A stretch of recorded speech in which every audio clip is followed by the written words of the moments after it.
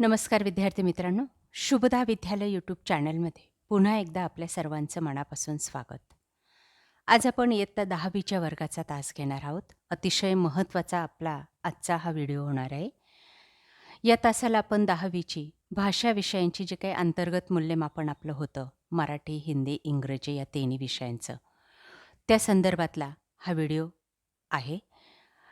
आपण या व्हिडिओमध्ये मराठी विषयाची अंतर्गत मूल्यमापनाचे जे आपल्याला 20 गुण दिले जातात, त्या 20 गुणांसाठी आपल्याला हा बोर्डाकडनं पेपर आलेला असतो आणि या पेपरवर कशा पद्धतीने माहिती भरायची, कशा प्रकारची आपली तोंडी परीक्षा असेल, कोणते प्रश्न विचारले जातील, किती मार्कांचे असतील, या सर्व शंकांचं निरसन आपल्याला या व्हिडिओच्या माध्यमातून होणार आहे. म्हणून मित्रांनो, आजचा आपला व्हिडिओ शेवटपर्यंत पहा. व्हिडिओला लाईक करा, आपल्या मित्रांना शेअर करा आणि यासारखे इंग्लिश, गणित, समाजशास्त्र, त्यानंतर मॅथ्स, सायन्स प्रॅक्टिकल याचेही आपल्याला व्हिडिओ हवे असतील, तोंडी परीक्षेचे प्रॅक्टिकलचे, ते पाहण्यासाठी आपल्या चॅनलला सबस्क्राईब करून बेल आयकॉनवर क्लिक करा. म्हणजे नवीन व्हिडिओचे नोटिफिकेशन आपल्यापर्यंत सहज पोहोचेल. त्यातही आपल्याला काही अडचणी असतील तर कमेंट करून नक्कीच विचारा.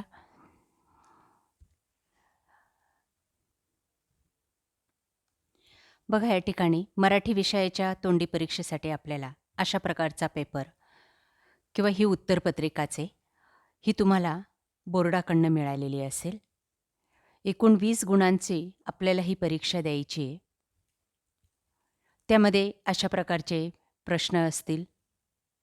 आपले मराठी विषयाचे विषय शिक्षक आपल्याला प्रश्नपत्रिका देतील आणि तिची ही आन्सरशीट आपल्याला या ठिकाणी लिहायची असेल. बघा, हे बॅक पेज. त्यानंतर ओरल एक्झामसाठी आपल्याला यापैकी प्रश्न विचारले जातील. यावरही आपण सविस्तर बोलणार आहोत. व्हिडिओ कुठेही स्किप करू नका.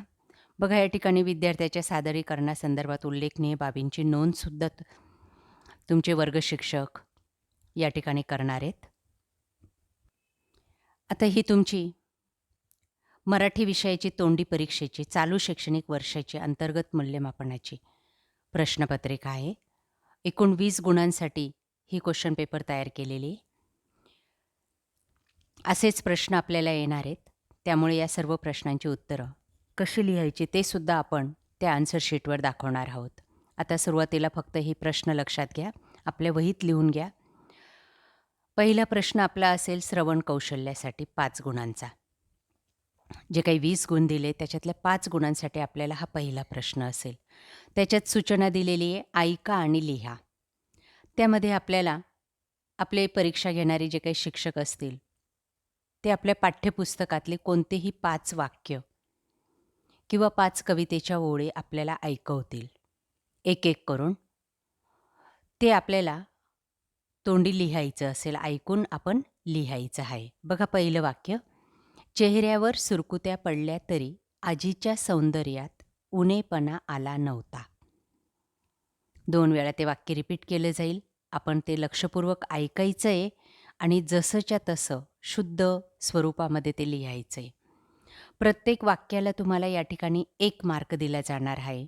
तुम्ही जर 2 चुका केल्या शुद्ध लेखनाच्या तर त्या ठिकाणी तुमचा 1 मार्क्स हा जाणार आहे. त्या ठिकाणी 0 मार्क्स तुम्हाला त्या वाक्याला मिळणार आहेत. म्हणून मित्रांनो, या ठिकाणी जसं दिलंय तशाच पद्धतीने आपण ते वाक्य लिहायचं आहे. किंवा आपल्याला या व्यतिरिक्तही दुसरी वाक्य आली तरीसुद्धा ती पुस्तकात कशा पद्धतीने दिलेली आहेत त्याच पद्धतीने आपल्याला लिहिणं अपेक्षित असणार आहे. दुसरं आहे, पुस्तक वाचण्याची वाट पाहण्यात उन्हाळ्याच्या आधीचा काळ लेखिकेला वेळ लावायचा. हे दुसरं वाक्य लिहायचे 1 गुणासाठी. तिसरं वाक्य बघा, जया अंगी मोठेपण तया यातना कठीण. हे तुकाराम महाराजांचे वचन अण्णासाहेबांना तंतोतंत लागू पडते. स्वल्पविरामसुद्धा द्यायचा आहे. विरामचिन्हांचा व्यवस्थित वापर करायचा आहे. एकही तुम्ही विरामचिन्ह मिस केलं तर लगेच तुमचा अर्धा मार्क्स कट होणार आहे. चौथं वाक्य, अगदी सुरुवातीच्या काळात रुपाली व सोनाली यांचे एकमेकांशी पटत नसे.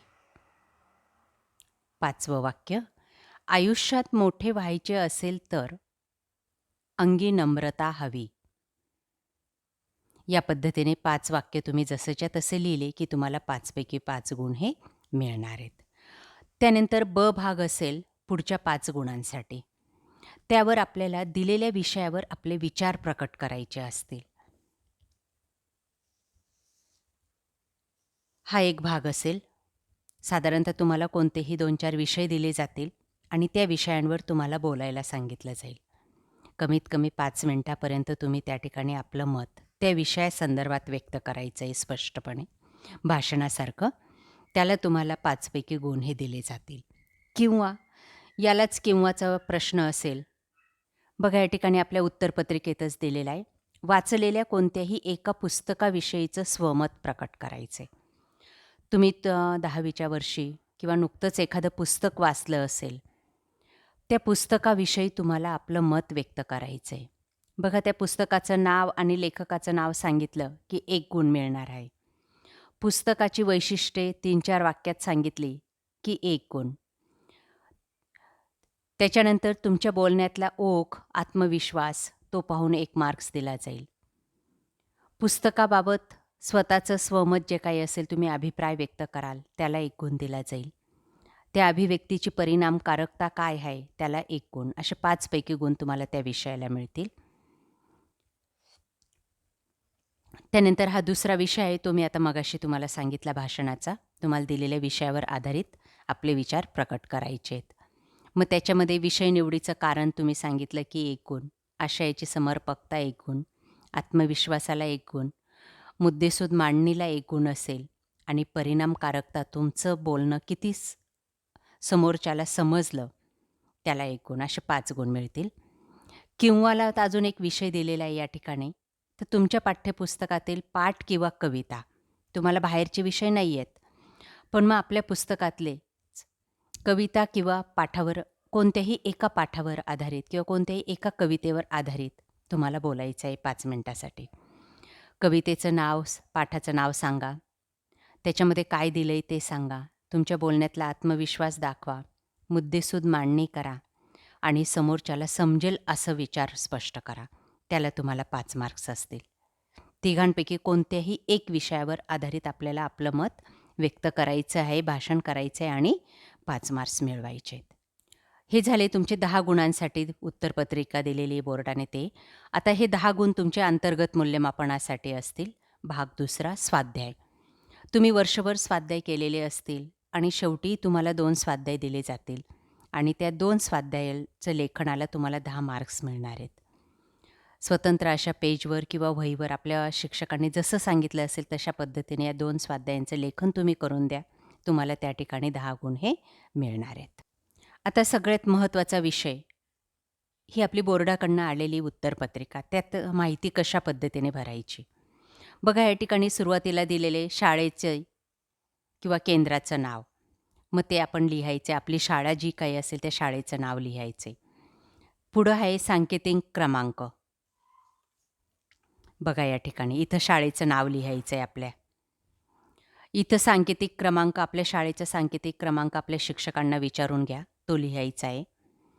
त्यानंतर तुमचं सेंटर कोणतं आहे, तुमच्या गावाचं नाव, तुमची शाळा कोणत्या गावात आहे ते लिहायचं आहे. त्यानंतर तुमचं पूर्ण नाव, तुमचा बैठक क्रमांक, तुम्हाला बोर्डाकडनं मिळालेला सीट नंबर असेल तो या ठिकाणी अचूकरित्या टाकायचा आहे. त्यानंतर हाच सीट नंबर अक्षरात लिहायचा आहे. D-056,712. बऱ्याच विद्यार्थ्यांचा या ठिकाणी गोंधळ होतो, ते तुम्ही नीट लिहा. तुम्हाला जर रिसीट मिळालं असेल त्या रिसीटवर पाहूनसुद्धा तुम्ही हे अक्षरात लिहू शकतात. त्यानंतर परीक्षार्थ्याची सही, तुमची स्वतःची सही, तुम्ही बोर्डाच्या फॉर्मवर जी सही केली असेल ती सही या चौकटीत करायची आहे.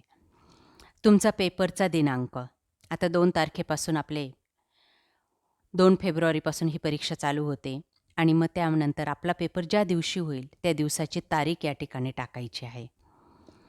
त्यानंतर विषय, मराठी, हिंदी, इंग्रजी जी प्रश्नपत्रिका असेल तो विषय. उत्तर लेखनाची भाषा मराठी, हिंदी, इंग्रजी जी असेल ती लिहायची. आता मराठीचा पेपर आपण सोडवत आहोत म्हणून ही मराठी आपण या ठिकाणी लिहिलेलं आहे. त्यानंतर बघा हे आपल्याला गुण कसे मिळणार आहेत. 5 गुण हे श्रवण कौशल्यासाठी आहेत, 5 गुण भाषणासाठी आहेत. असे एकूण 10 गुण होतील. स्वाध्याय तुम्हाला द्यायचे आहेत, 2 स्वाध्याय त्याचे 5-5 गुण. असे एकूण 20 पैकी गुण हे बोर्डाला पाठवायचे आहेत. त्यानंतर तुमचे जे सुपरवायझर असतील ते या ठिकाणी सही करतील. शाळेच्या मुख्याध्यापकांचा सही शिक्का येईल या ठिकाणी. पहिला प्रश्न आपला बघा श्रवण कौशल्य. आपण मगाशीच प्रश्नपत्रिका पाहिली. याच्यामध्ये सुद्धा तुम्हाला ऑर दिलेले आहेत. पहिले गद्य आकलन. एक उतारा दिला जाईल आणि त्या उतार्यावर आधारित 5 प्रश्न दिले जातील. त्यांची उत्तरं तुम्हाला लिहायची असतील. दुसरा विभाग आहे ऐका आणि लिहा. हा दुसरा विभाग मी या ठिकाणी निवडलेला आहे. तिसरा आहे पद्य आकलन. कवितेच्या 5 ओळी असतील. त्यानंतर किंवा कवितेवर एक कविता दिली जाईल आणि त्या कवितेवर आधारित 5 प्रश्न विचारले जातील. त्यांची उत्तरं तुम्हाला लिहावी लागतील. किंवा एक ऑडिओ क्लिप तुम्हाला ऐकवली जाईल आणि त्याच्यावर प्रश्न विचारले जातील. त्यांची उत्तरं तुम्हाला या ठिकाणी लिहायची आहेत. आपण हा दुसरा पर्याय निवडलेला आहे. बघा आता त्याचं उत्तर तो प्रश्न आपण जो काही प्रश्नपत्रिका पाहिली ती अशा पद्धतीने अचूकरित्या लिहायचे. ऐका आणि लिहा. 5ही वाक्य स्वच्छ सुंदर अक्षरात लिहायचे आहेत. तेव्हा आपल्याला पैकीच्या पैकी गुण हे मिळतील. पुढची 3 वाक्य या पद्धतीने लिहा.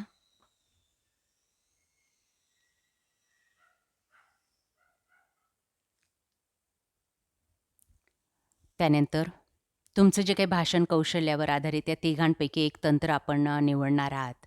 त्याचं गुणदान या ठिकाणी केलं जाईल. आणि सगळ्यात शेवटी तुमच्या सादरीकरणातल्या ज्या काही उल्लेखनीय बाबी तुमच्या टीचरला वाटतील त्या या ठिकाणी नोंद केल्या जातील. अशा प्रकारे विद्यार्थी मित्रांनो आपलं भाषा विषयाचं अंतर्गत मूल्यमापन यावर्षी होणार आहे. व्यवस्थितरित्या परीक्षेला सामोरे जा, तयारी करा. यासारखे हिंदी, इंग्रजी, गणित, विज्ञान, समाजशास्त्र याचंही अंतर्गत मूल्यमापन आपल्याला हवं असेल तर आपल्या चॅनलला सबस्क्राईब करून बेल आयकॉनवर क्लिक करा. थँक्यू.